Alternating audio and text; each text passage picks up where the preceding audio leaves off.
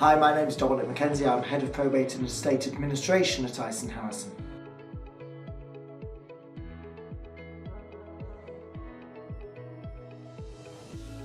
You don't technically need a solicitor in order to obtain a grant of probate. However, and without me being entirely biased, I would say that it is always a good idea to consider employing a solicitor to get you a grant of probate.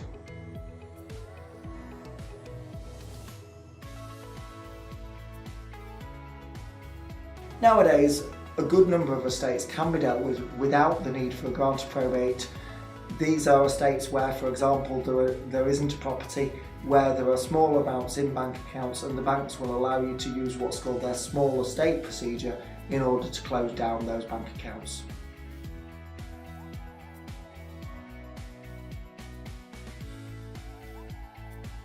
When you instruct us to deal with the probate on your behalf, then we will deal with all of the paperwork for you. This will include completing any inheritance tax returns and also preparing and submitting the probate application to the probate registry.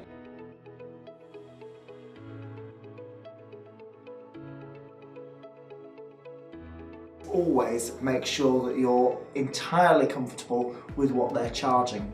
I make no bones about the fact that all estates are different and there are various ways that an estate can be charged. Most of them have some justification, but what you should do is make sure that you're comfortable with what the solicitor's charging. At the end of the day, the solicitor wants to do the work for you, or should want to do the work for you, and should therefore be able to provide you with a competitive either fixed quote or an idea of what the fees are going to be, or an alternative structure that is comfortable given the circumstances of the case.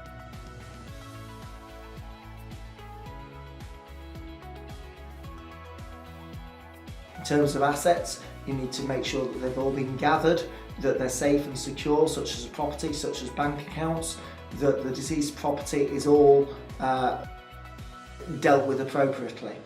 Liability-wise, you can never be sure that everything's dealt with, but it's your duty as executor to make sure that everything that you're aware of has been dealt with. Again, if in doubt, we would suggest that you obtain proper independent legal advice.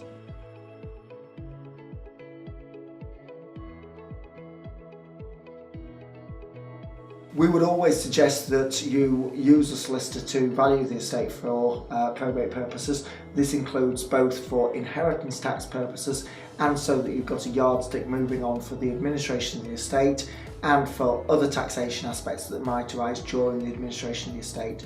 What we would do in terms of valuing an estate is to contact all institutions at the point of death or point of instruction, asking for dated death valuations of all the assets of the estate, because this is the base figure upon which the estate will be assessed and ultimately taxed.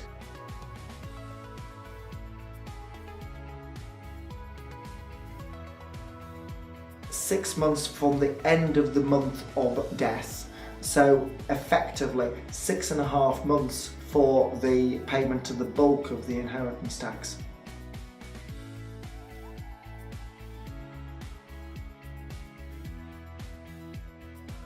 A common myth is that the debts of the deceased die with the deceased. Unless the estate is insolvent, which is a particularly complex and niche area, the debts are all payable as part of the liabilities of the estate.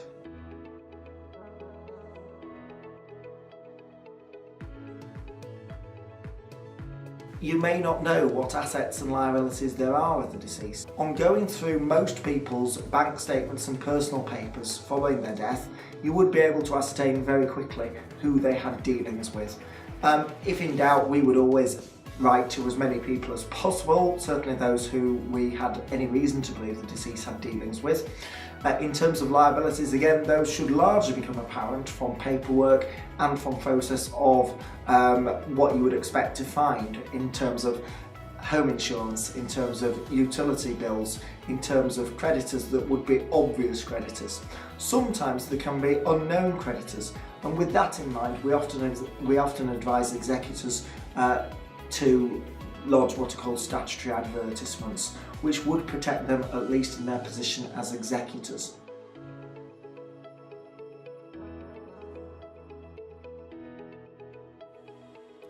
You cannot be forced to act as an executor. If you just didn't feel like having to go through the hassle of acting as executor, which could be quite understandable, particularly if you're going through a grieving process at the time, then our advice would be to instruct a solicitor to deal with everything for you. If you simply, due to family circumstances, or it's just too much for you, you don't want to act as an executor at all, then you could renounce probate, or if there are more executors willing to act, you could take what's called power reserved. Ultimately, if you did renounce probate and you were the last person named as an executor, then it would generally fall upon the residuary beneficiaries of the estate to take out the grants of administration.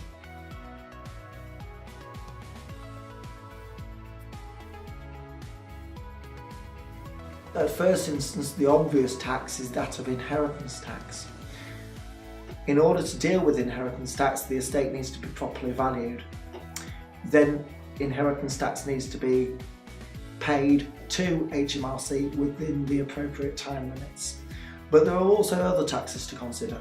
Income tax needs to be finalised.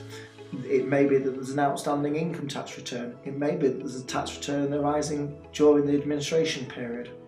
Finally, perhaps more rarely, but nevertheless one to consider, there's also potentially capital gains tax. If you have an estate where there is a potential capital gains tax liability or capital gains tax considerations, then we would certainly suggest that you should get the appropriate professional advice, either from a solicitor or perhaps from an accountant.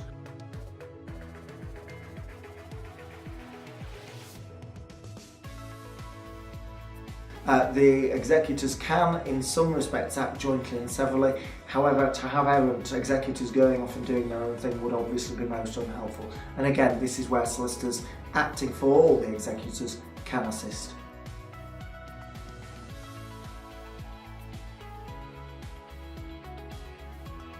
Most estates at the point of the death of the deceased won't have ready cash available. Most of your usual creditors, such as utility companies, will accept and understand that this is the case, and as long as they're notified, they will probably be quite comfortable with the concept of the estates being dealt with, and they will be paid in due course. If, on the other hand, there are simply no assets in the estate and the estate's insolvent, that becomes a highly specialised area.